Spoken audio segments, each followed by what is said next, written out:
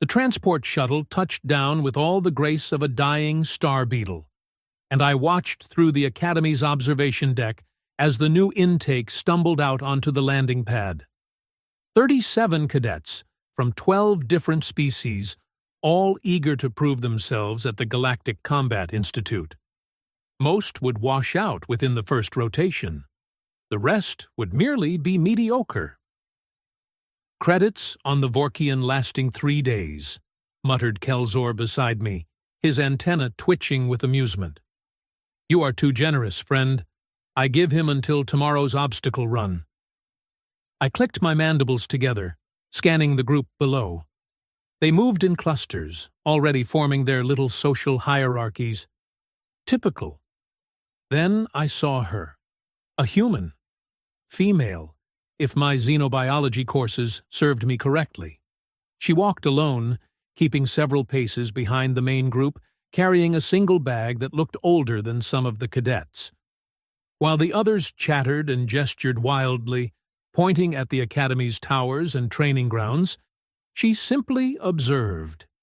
Her eyes swept across everything with an unsettling focus. "Look at that one," Kelzor laughed, pointing a claw at the human. "Already isolated. The weak ones always separate from the herd." I said nothing. Something about her stillness bothered me. The human species had only joined the Galactic Federation 40 cycles ago. They were still considered primitive by most standards. No natural armor, no venom, no enhanced sensory organs. They could not even regulate their own body temperature properly. Yet here one stood, about to enter the most prestigious combat academy in 7 sectors. "What is her name?" I asked. Kelzor consulted his datapad. "Maya Torres, sponsored by some backwater defense coordinator. No combat record, no enhanced genetics, just another charity case to fill the diversity quota." The way he said it made my secondary stomach turn. I had heard that tone before, directed at my own species when we first applied to the Academy 60 cycles ago. The Thexians were scavengers, they said, bottom feeders, not warriors. I graduated top of my class. The orientation assembly was held in the Grand Hall, where Commandant Vesh gave the same speech he delivered every intake cycle. Strength through discipline, honor through sacrifice, excellence through competition. The usual propaganda that got young fools excited about getting their limbs broken in the name of galactic peace. Maya Torres sat in the back row, 3 seats away from anyone else. She did not fidget like the Centaurian twins. She did not preen like the Valorian prince in his ceremonial armor. She just sat, hands folded in her lap, watching Commandant Vesh with those unsettling eyes. "The first trial begins at dawn," Vesh announced, his voice booming across the hall. "You will be divided into combat groups. You will face simulated combat scenarios. Most of you will fail. This is expected. This is desired. We do not want the weak. We want warriors." Enthusiastic roars erupted from the cadets, all except Maya Torres, who remained perfectly still. After the assembly, I found myself following her. Not obviously, you understand. I am a senior instructor, after all. I have every right to observe new cadets. But there was something about her silence that demanded investigation. She walked directly to the barracks, ignoring the groups forming in the courtyards, ignoring the invitations from other cadets trying to establish alliances before the trials began. Inside, she chose the bunk furthest from the entrance, in the corner where the light panels flickered slightly. The worst spot in the entire bay. "Hey, new girl!" A Valorian cadet, all scales and swagger, blocked her path. His name was Drakor, and he came from a military dynasty stretching back 300 cycles. "That is my bunk. I claimed it last cycle before washing out. Family tradition and all that." Maya looked at him for exactly 3 seconds. Then she set her bag down on the bunk and began unpacking. "Did you not hear me, Primitive?" Dracor's crest flared red. "Move. Now!" No. Her voice was quiet, not weak. Quiet, like the sound of a blade being drawn in the dark. The barracks went silent. Every cadet turned to watch. This was it, the first confrontation, the first opportunity to establish the hierarchy. Dracor outweighed her by at least 70 kilograms. His scales could deflect most hand weapons. His species had evolved specifically for combat. "You dare refuse me?" Dracor reached for her shoulder. What happened next took less than 2 seconds, but I will remember it for the rest of my life. Maya moved. Not fast by most species standards, but with a precision that spoke of extensive training. She caught his wrist, rotated her body, and suddenly Dracor was airborne. He crashed into the bunk behind him with enough force to bend the metal frame. The barracks erupted. Some cadets cheered. Others backed away. Dracor scrambled to his feet, crest now blazing purple with rage. "Combat before trials is forbidden," I said, stepping into the bay. Both cadets snapped to attention. "Dracor, return to your assigned bunk. Torres, unpack quickly. Evening formation in 20 minutes. Dracor limped away, shooting venomous looks over his shoulder. The other cadets dispersed, already spreading gossip about the human who threw a Valorian like a training dummy. Maya Torres simply continued unpacking as if nothing had happened. I approached her bunk. That was foolish. Was it? She did not look up from organizing her belongings. Everything had a place. Everything was precise. "You have made an enemy before even beginning training. Dracor comes from an influential family. He will make your time here difficult." "People usually do." She finally looked at me, and I saw something in her eyes that made my scales itch. Not fear, not arrogance, something else, something old. "Is there anything else, instructor?" I clicked my mandibles, uncertain. "Be ready, at dawn. The first trial is elimination-based. Only the top 75% advance." Understood. I left the barracks more disturbed than when I entered. That evening, I accessed Maya Torres's file. What I found was simultaneously everything and nothing. Born on Earth, in a region called Montana.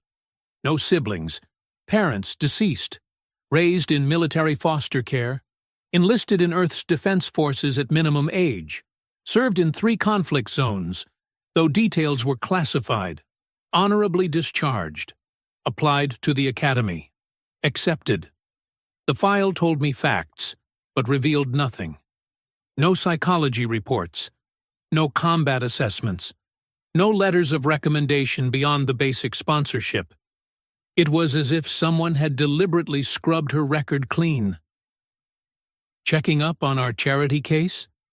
Instructor Vrel slithered into my office, her species idea of humor dripping from every word. "Worried she will embarrass you during the trials?" "I am curious, nothing more." "Curious about the human who fights like she has 4 arms?" "Yes, I heard about the incident with Dracor. His father has already filed a complaint." Vrel's tongues flickered with amusement. "The betting pools are very active. Most think she will wash out during the first combat scenario. A few optimists give her until the 2nd day. And you?"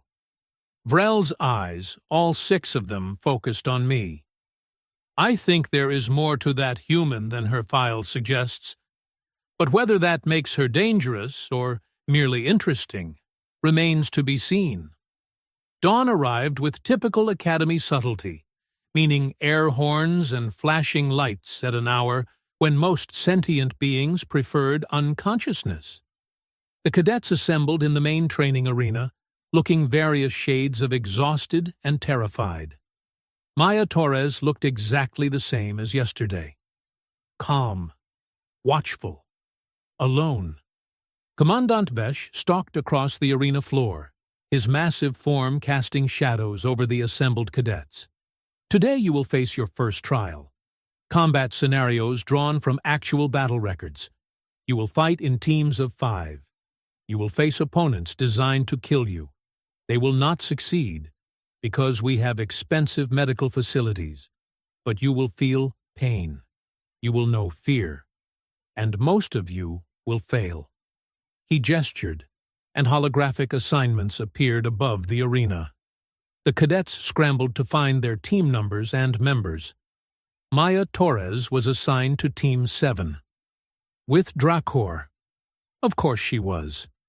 The Academy's AI had a cruel sense of humor, or perhaps Vesh had manually arranged it. Either way, this would be interesting. Team 7 assembled in their designated area.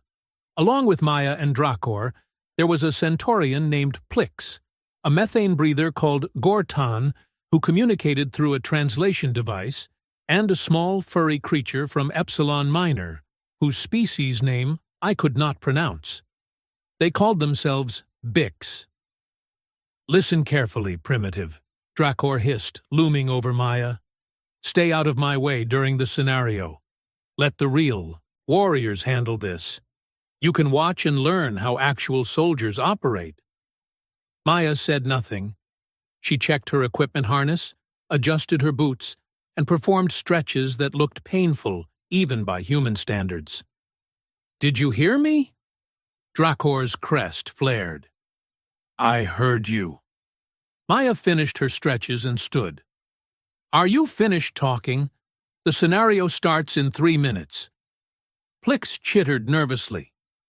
"Perhaps we should discuss strategy. The AI typically uses our species' weaknesses against us in the scenarios." "Strategy is simple," Dracor announced. "I take point. Gortan provides heavy support. Plix, use your speed for flanking. Bix, reconnaissance. The human stays in the back and tries not to die." "And if that strategy fails?" Maya asked.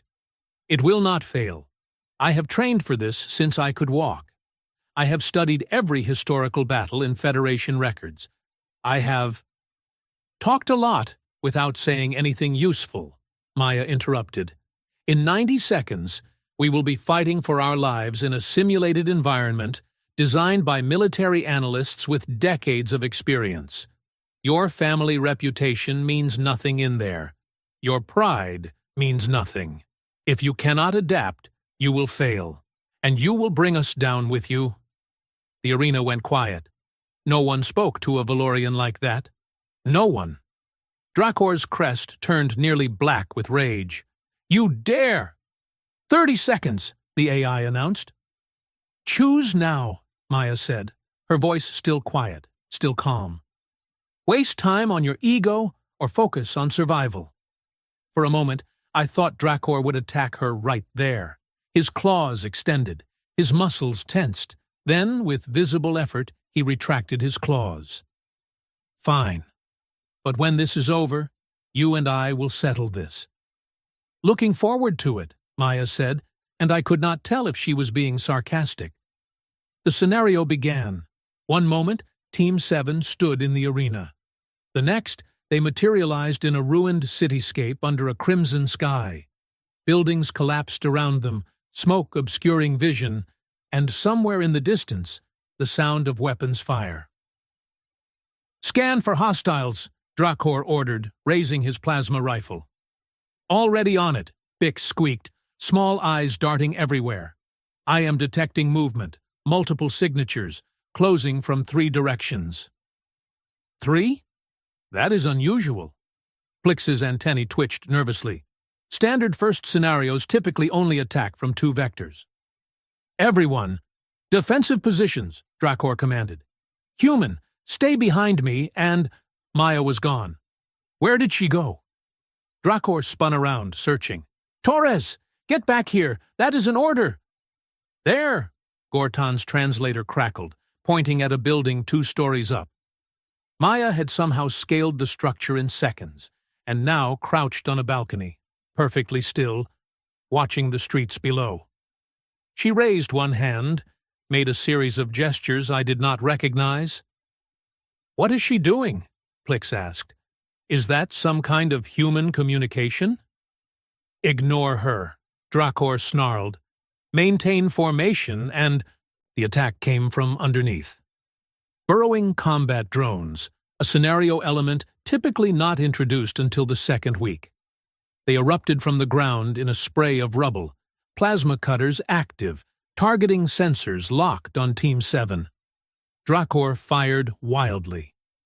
Gorton released a cloud of methane gas that exploded on contact with one drone. Plix zipped around, too fast to hit, but too small to damage the drones effectively. Bix simply screamed and ran. It was chaos.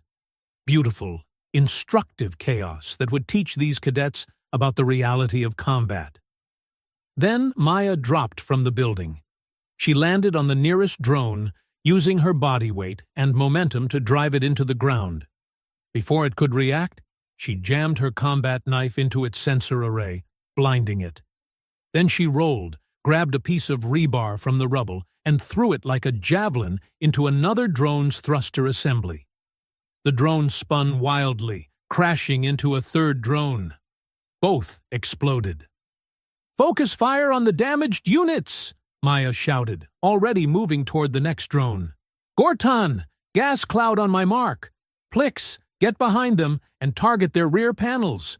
Drakor, stop shooting at their armor and aim for the joints." For 3 seconds, no one moved. They simply stared at this human, this supposedly primitive species member, coordinating a defense against military drones with the casual efficiency of a veteran commander. Then Drakor roared and followed her instructions. The battle lasted 4 minutes. When it ended, 7 combat drones lay destroyed. Team 7 stood alive, though covered in dust and minor injuries, and Maya Torres sat calmly on a piece of rubble, checking her equipment for damage. "How?" Drakor panted, his crest now a confused mixture of colors. "How did you know their weak points?" "Experience," Maya said simply. "You cannot have experience with these drones. They are classified Academy technology, not used in any actual combat zones. The drones are different. The principles are not." She stood, wiping dust from her uniform. "Every combat unit has vulnerabilities, usually in joints, sensors, or power systems. You identify the weakness, you exploit it, you move to the next target. Basic tactics." "That is not basic," Plix whispered. "That is advanced tactical analysis performed under extreme stress while simultaneously engaging in combat.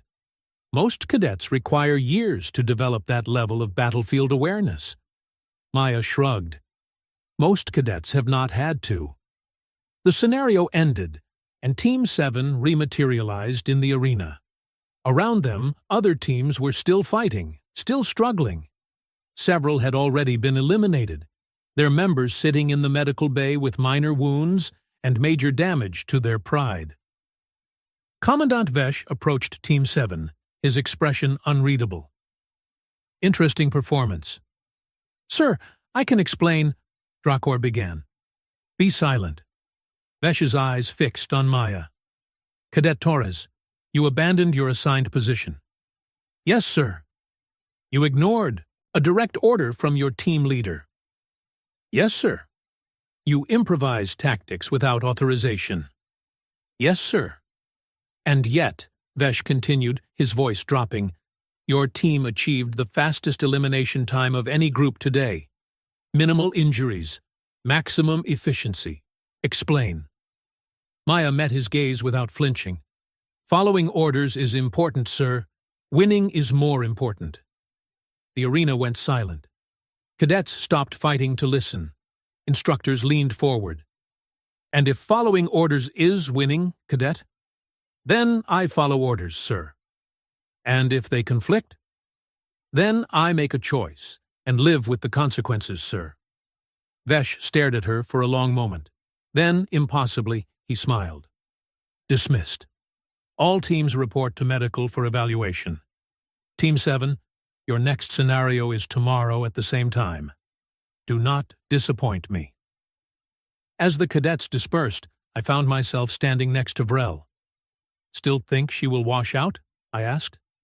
Vrel's tongues flickered thoughtfully. I think, old friend, that we may have seriously underestimated this human. And I think, she added, watching Maya walk calmly toward the barracks while other cadets whispered and pointed, that this is going to be a very interesting training cycle. I clicked my mandibles in agreement. In the barracks that night, the atmosphere had shifted. Cadets who had ignored Maya now watched her carefully. Some with respect, some with resentment, many with simple curiosity. Dracker sat on his bunk, armor removed, looking more confused than angry. I do not understand. You moved like you have been fighting drones your entire life. But humans barely have space combat experience. Your species only achieved faster than light travel 40 cycles ago. Maya pulled out a small device, some kind of human music player, and inserted earbuds. Sometimes experience is not about time, it is about intensity. What does that mean? It means, Maya said, lying back on her bunk and closing her eyes, that war is war, whether you fight it in space or on the ground, whether your enemy is a drone or a person. The tactics change, the weapons change, but violence is universal. She turned on her music, effectively ending the conversation. I watched from the doorway, invisible in the shadows. Tomorrow would bring new trials, new challenges. But tonight, Maya Torres had done something no human had done before. She had made the Academy pay attention. And in my experience, that was either the beginning of greatness or the beginning of disaster. Usually both. The second day dawned with rumors spreading faster than a reactor leak. The human who fought like a creche warrior. The primitive who outsmarted combat drones. The quiet girl who made Drakkor follow orders. I found it exhausting, and I was not even the subject of the gossip. Maya Torres, naturally, seemed entirely unbothered. She ate breakfast alone, performed her morning exercises in an empty training room, and arrived at the arena exactly 3 minutes before assembly. Not early enough to seem eager, not late enough to appear disrespectful. Perfectly calculated, or perhaps simply habit. Today's trial is different, Commandant Vesh announced, pacing before the assembled cadets. Yesterday tested your ability to handle unexpected combat. Today tests something far more difficult. Teamwork. Groans rippled through the crowd. Teamwork scenarios were notoriously brutal. They required not just individual skill, but genuine coordination, communication, and trust. Things most cadets, raised on stories of individual glory, found philosophically offensive. You will enter a hostage rescue simulation. 3 hostages, unknown number of hostiles, limited time. Fail to extract the hostages, you fail the trial. Lose a team member, you fail the trial. Exceed the time limit, you fail the trial. Questions? Silence. Excellent. Team 7, you are first. Of course they were. Vesh clearly had plans for them, though whether those plans involved building them up or breaking them down remained unclear. Team 7 assembled in their staging area. The tension from yesterday had evolved into something more complex. Drakkor no longer sneered at Maya, but he watched her constantly, like a predator trying to understand new prey. Plix had developed an almost obsessive curiosity, peppering her with questions about human combat doctrine. Gortan simply communicated respect through his translator's monotone voice. Bix had apparently decided Maya was their new best friend and refused to leave her side.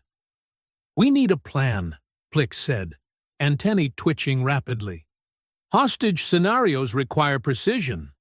One mistake and civilians die." I shall take point again, Drakor announced, though his voice lacked yesterday's absolute confidence. He glanced at Maya.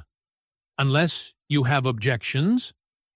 Depends on the environment, Maya said, checking her equipment harness. If it is close quarters, you are too large. You will draw fire and limit mobility. If it is open terrain, your armor makes you the obvious choice for forward assault. And how would you know what the environment is before we enter? Drakor's crest flickered with genuine curiosity rather than aggression. I would not. That is why we need flexible tactics. Maya looked at each team member. Plix, your speed makes you ideal for reconnaissance and distraction. Gortan, your gas attacks work best in enclosed spaces with limited ventilation. Bix, your size lets you access areas the rest of us cannot. Drakor, you are our heavy hitter. I am adaptable. And modest, Plix chittered. Modesty gets you killed. Maya's expression remained neutral. We have 2 minutes. Here is what we do. Bix scouts ahead, identifies hostage locations and hostile positions. Plix creates a distraction on one flank. Gortan positions for area denial. Drakor and I extract the hostages. We adjust as needed based on what we find. You are giving orders again, Drakor said slowly. I am making suggestions. You are the team leader. You can accept them, modify them, or ignore them entirely. Your choice. It was a diplomatic answer, and watching Drakor's face, I could see him weighing his options. Pride versus pragmatism. Tradition versus results. We use your plan, he said finally, but I make the call to engage. Agreed? Agreed. The scenario loaded, and Team 7 materialized inside what appeared to be a derelict space station. Gravity was present, but reduced. Emergency lighting flickered intermittently. Somewhere in the distance, muffled sounds suggested movement. Bix, go, Drakor whispered. The small creature scurried into the shadows, silent as thought. The rest of the team held position, weapons ready, senses alert. 30 seconds passed. Then Bix returned, small body trembling. 3 hostages, central chamber, 12 hostiles, various species. They have rigged explosives to the hostages. Timer shows 8 minutes. Explosives! Plix's antennae drooped. That is not standard for second-day scenarios. Nothing about this intake appears standard, Gortan's translator observed. Can you disarm explosives? Drakor asked Maya. Depends on the type. I will need to see them first. Then we proceed as planned. Plix, distraction in 60 seconds. Gortan, position near the central chamber entrance. Everyone else, follow me. They moved through the station corridors with surprising coordination. Yesterday's chaos had taught them to trust each other's capabilities, if not yet each other. Plix zipped ahead, making deliberate noise to draw attention. Hostile combat drones, these ones more advanced than yesterday's models, immediately diverted to investigate. Now, Maya whispered. Gortan released a carefully measured gas cloud into the central chamber's ventilation system. Not enough to explode, but enough to confuse sensors and make breathing difficult for oxygen-dependent hostiles. Drakor kicked open the door, roaring a traditional Valorian battle cry. 3 drones turned to face him, weapons charging. Maya slipped past him, low and fast, heading directly for the hostages. She dropped to her knees beside them, examining the explosive device with rapid efficiency.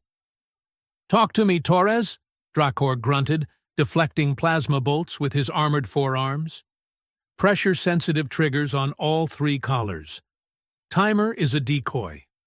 Real trigger activates if we remove the hostages before disarming the primary device.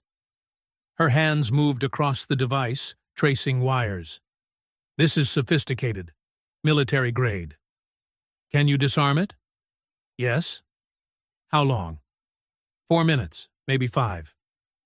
We do not have 5 minutes. Then I suggest you keep those drones busy. What followed was the most intense 4 minutes and 37 seconds of simulated combat I had witnessed in 15 cycles of teaching. Drakor held the central position, his natural aggression finally channeled into something productive. Plicks darted between drones, targeting sensors and communication arrays. Gorton's gas clouds disrupted targeting systems and forced the drones into predictable movement patterns. Bix, surprisingly, discovered a maintenance shaft and began sabotaging drone charging stations, reducing their combat effectiveness. And Maya Torres, the human who supposedly had no business being at the academy, dismantled a military explosive device, while plasma bolts struck the walls around her, while her team fought and bled, while the timer counted down with mechanical indifference. 30 seconds, Plix shouted. Almost there, Maya muttered, her voice eerily calm. 20 seconds. Torres, Drakor roared. Got it. The device powered down with a soft click. Hostages are free. Extract now. The team grabbed the hostages, simulated civilians who had remained surprisingly calm throughout the ordeal, and fought their way back through the station. More drones appeared, these ones faster, more aggressive. But Team 7 had found their rhythm. They moved like a single organism, each member compensating for others' weaknesses, amplifying strengths. They materialized back in the arena with 11 seconds remaining on the time limit. All 3 hostages alive. All 5 team members functional. 0 casualties. The arena erupted in applause, something I had never witnessed for a second-day trial. Cadets from other teams stood and cheered. Even some instructors looked impressed. Commandant Vesh approached, and this time his expression was clearly readable. Satisfaction. Acceptable, he said, which from Vesh was equivalent to composing poetry about their excellence. Team 7 advances to intermediate trials. Tomorrow you will face officer candidate scenarios. Prepare accordingly. As the team dispersed toward medical evaluation, I noticed other cadets approaching Maya. Some offered congratulations.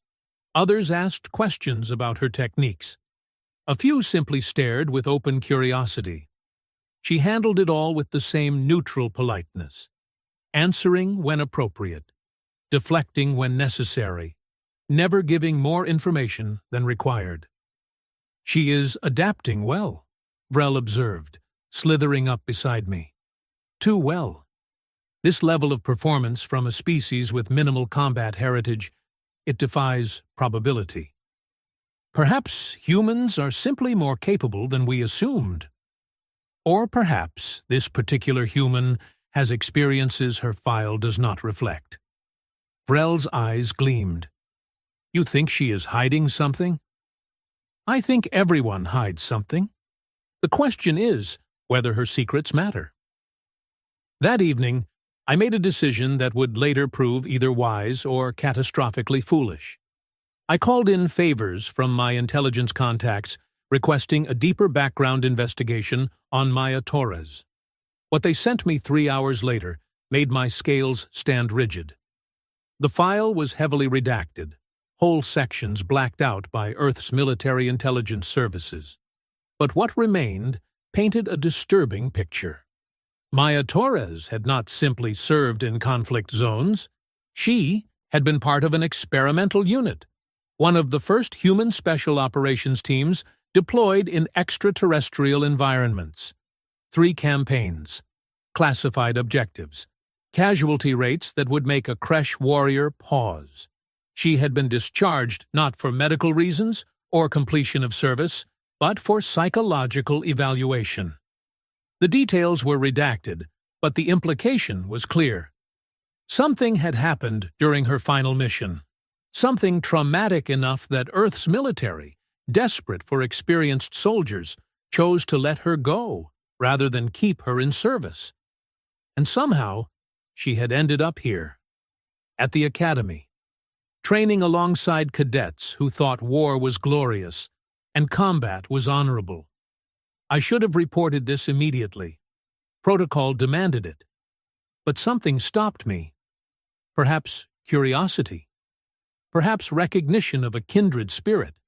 Another being shaped by violence into something functional but fundamentally changed. I deleted the file and said nothing. The third day brought the officer candidate scenarios designed to test leadership under pressure. Teams would face impossible situations with no correct answers, only varying degrees of failure.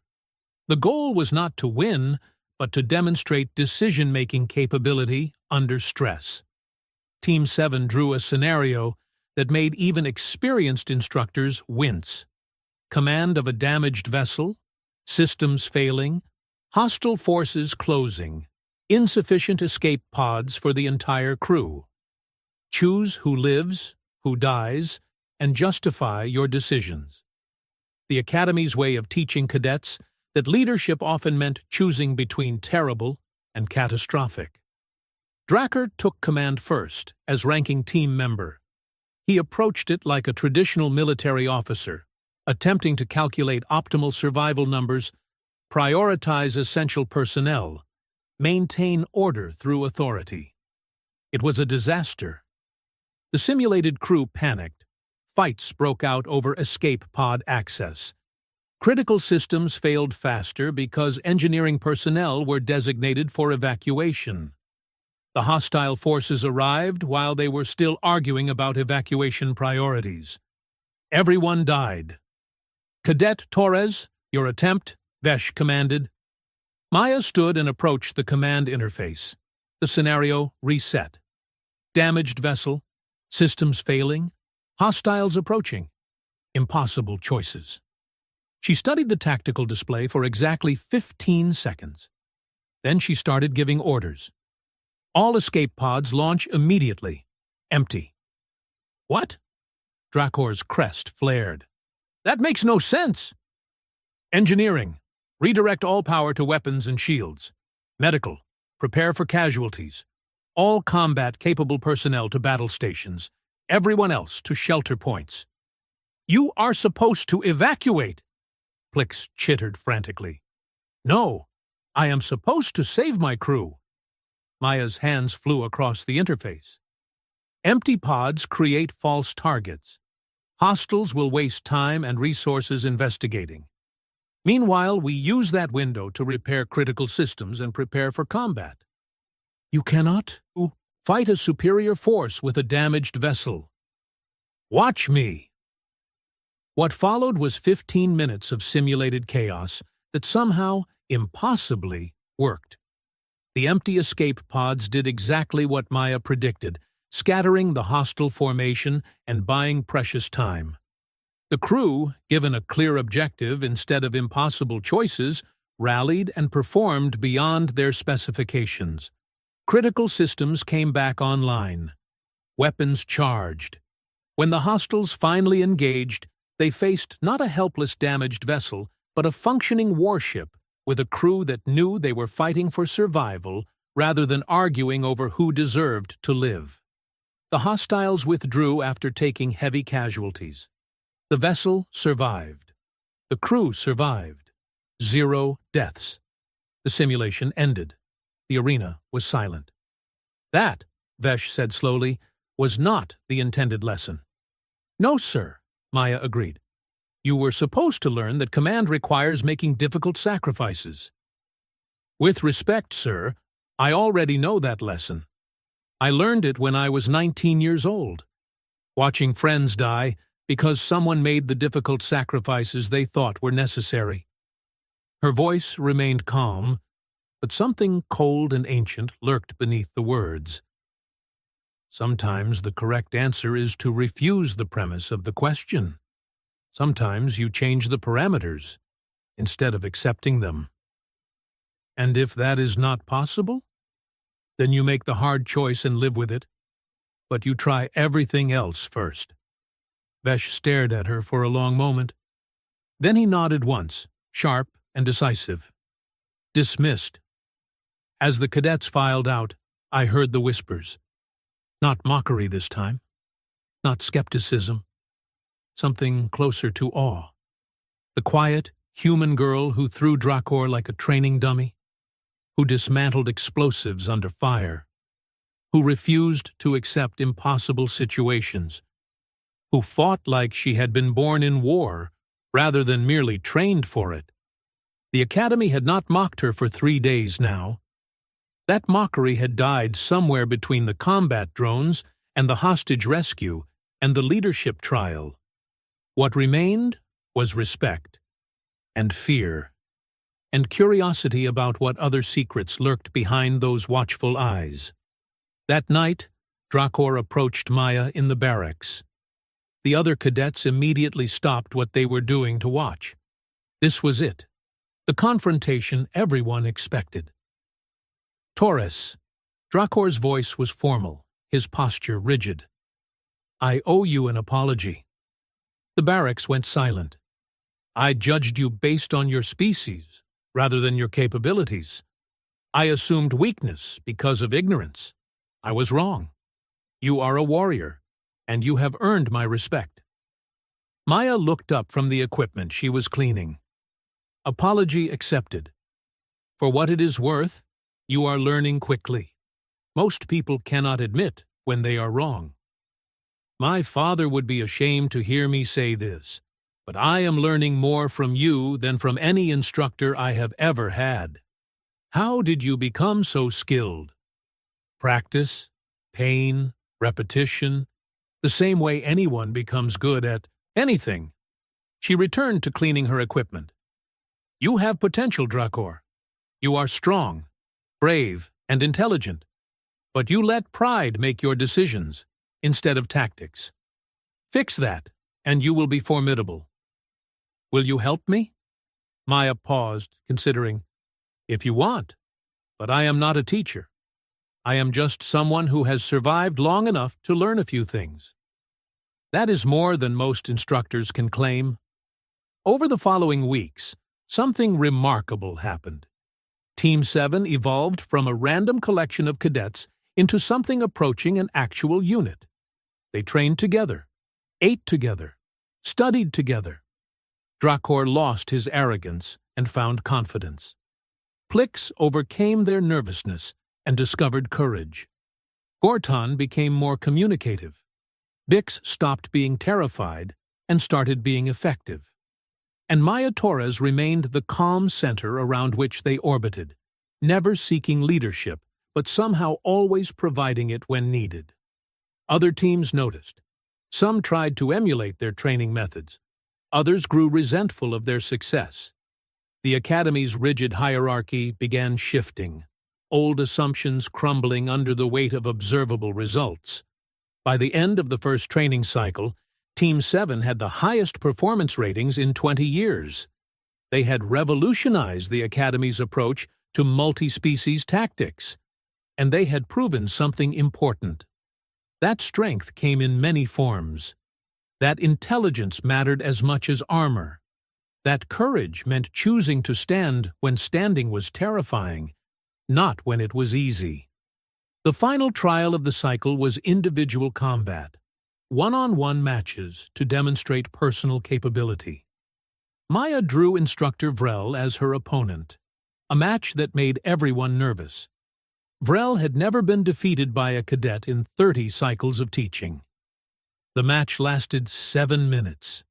Maya won, not through superior strength or speed or natural weapons, but through adaptation, pattern recognition, and the kind of tactical flexibility that only came from real combat experience. She studied Vrel's movements, identified rhythms and preferences, and exploited them with surgical precision. When it ended, Vrel lay pinned to the mat, all 6 eyes wide with surprise. "How?" Vrel hissed. "You telegraph your strikes 0.3 seconds before executing them. Your left side favors defense over offense. You rely on intimidation to create openings rather than creating them through technique. Maya released her and offered a hand up. You are an excellent fighter, instructor, but you have been teaching so long. You have developed patterns. Vrel took the offered hand, allowing Maya to help her up. You are correct, and I am humbled. Tell me, where did you truly learn to fight? Maya's expression closed off, becoming unreadable. Places I do not discuss, instructor, with people who are no longer alive to confirm the stories. I see. Vrel's tongues flickered thoughtfully. Thank you for the lesson, cadet. Shall adjust my techniques accordingly. As Maya left the arena, I intercepted her. We need to talk, I said quietly. Do we? I know about your service record. The redacted portions. Her eyes went cold, and for a moment I saw the person she must have been during those classified campaigns. Not a cadet, not a student, a soldier, a weapon, a survivor. And nothing. Your secrets are your own. I simply want you to know that someone understands, that what you have experienced, what you carry, it does not make you broken. It makes you experienced. She studied me for a long moment, then, quietly, thank you. Will you stay? Complete your training? That is the plan. Good. The academy is better with you here. The other cadets are better with you here. Despite what you may believe about yourself, you make an excellent teacher. I am not a teacher. I just know what works and what gets people killed. Sometimes, I said, clicking my mandibles in what might have been a smile, those are the same thing. Maya Torres graduated from the Galactic Combat Institute 18 months later, top of her class, with commendations in tactical innovation, leadership under pressure, and combat effectiveness. She was immediately recruited by 3 different military organizations and 1 intelligence agency. She chose to return to Earth's Defense Forces as an instructor. When I asked her why, she said something I will never forget. The Academy taught me that I am not alone, that other species struggle with the same questions, face the same fears, bleed the same way. I want to teach that to the next generation of human soldiers, that we are not primitives, we are not charity cases, we are warriors, and we have something valuable to contribute to the galaxy. And what is that? She smiled, a rare expression that transformed her face. Stubbornness. We humans are very good at refusing to accept that something is impossible, at finding solutions where none should exist, at surviving when we should have died. The galaxy already knows human stubbornness, I said. Then it is about to learn how deep that particular trait runs. 3 cycles later, Maya Torres led a joint human-alien special operations unit that accomplished objectives 12 different species claimed were impossible. 7 cycles after that, she commanded her own vessel, the first human to do so in Federation service. And 30 cycles after that, she returned to the Academy as an instructor, teaching new cadets the lessons she had learned so painfully. That strength meant more than armor and weapons. That intelligence mattered more than tradition. That sometimes the quiet ones, the overlooked ones, the mocked ones, they were the most dangerous warriors of all. The Academy never mocked another human cadet after Maya Torres. They knew better.